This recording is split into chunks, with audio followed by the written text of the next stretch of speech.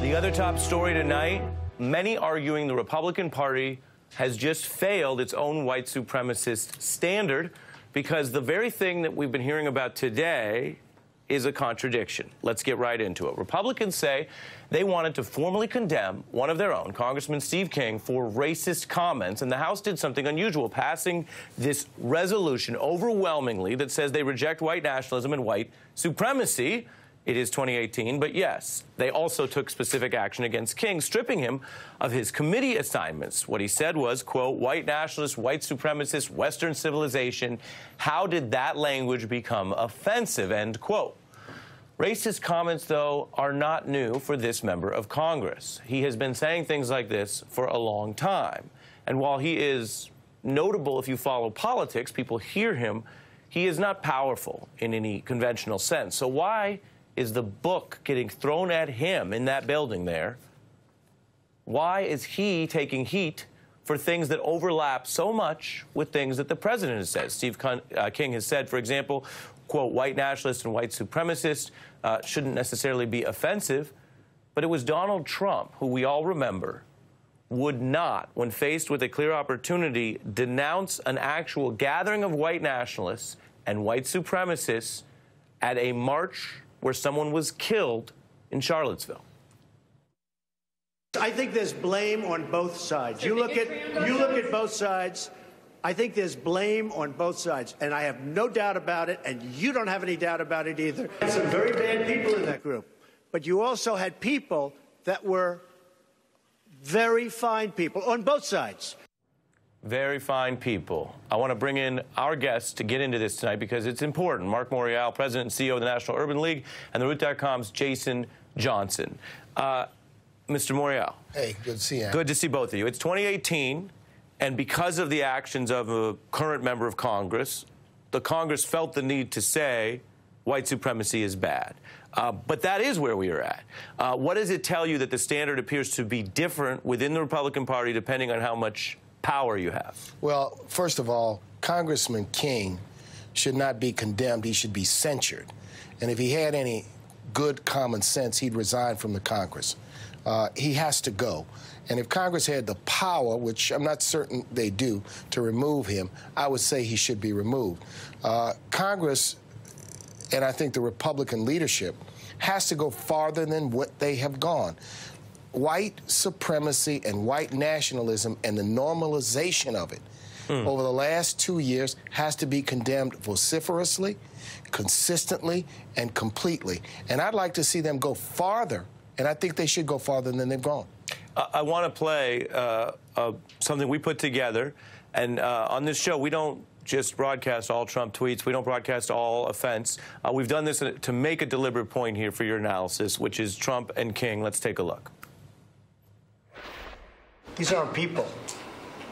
These are animals. They've got calves the size of cantaloupes because they're hauling 75 pounds of marijuana across the desert. I have had horrible rulings. I've been treated very unfairly by this judge. Now, this judge is of Mexican heritage. Where did any other subgroup of people contribute more to civilization? Than white people? Than Western civilization itself. They're bringing drugs. They're bringing crime. They're rapists. You cannot rebuild your civilization with somebody else's babies. They call her Pocahontas. We could also electrify this wire. We do that with livestock all the time. If the Republicans' issue is condemning racism, don't you have to condemn it all? You should, but they're not going to because they don't really care. And Ari, this is my concern about what's just happened. I said last week, I don't think he should be necessarily removed. This is how democracy works. If the people in his community think he represents their beliefs, fine. I don't think he should be in a position of power. But the problem with condemning him for racism or white supremacy or white nationalism, most of those Republicans can't even define those terms. Okay, don't condemn somebody for something else. I promise you, if you roll them out and said, what is a white nationalist and why is it a problem? They're responding to bad branding. They're not responding to bad policy. And that's why I'm not impressed by this particular action. White nationalism is the idea that this country is a white homeland, and anybody who's not a white Christian shouldn't have a key role in government, economy, or popular culture. That is the antithesis of America, and it leads to terrorism. It's a national security issue. So when they're able to say that and be specific, then I'll believe that this sort of hue and cry actually matters. Well, let me say this. I think we also need to understand that white nationalism is, as de Gaulle put it, it is the hate of others as your defining and animating principle, whereas patriotism is love of your country, love of your people, love of yourselves.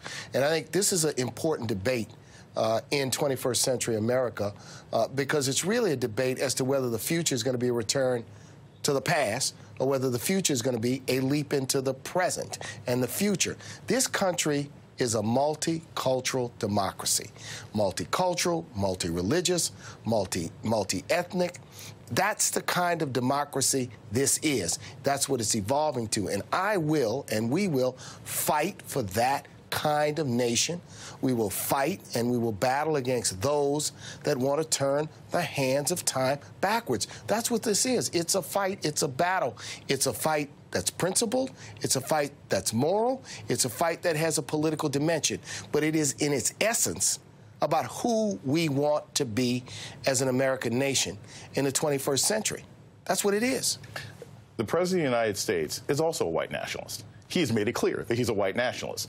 And you can make arguments about him being a racist. I don't think those things, being a racist is not a disqualifier of being president, but being a white nationalist makes you a danger to our national security. The Republican Party will not condemn President Trump because they want to be associated with his power, because many Republicans and even some Democrats are in favor of his white nationalist policies. They just don't like how he says his white nationalist policies. And that's the problem that we have in this country. It's not just an issue of demographic change. It's also an issue of actual violence. When we have police departments that have been infested with white nationalists, when we have military places that have been infested with white nationalists, why are we seeing swastikas painted in parts of Baghdad? That wasn't from them locally. That's because you have white nationalists joining our military and engaging that kind of behavior abroad. This is something that we have to tackle, and just censuring someone is not enough. I really appreciate you both coming in for this. There was so much going on in this town tonight, but we did not want to neglect this story and two important voices. And I'll be before the Senate Judiciary Committee tomorrow on the Barr nomination.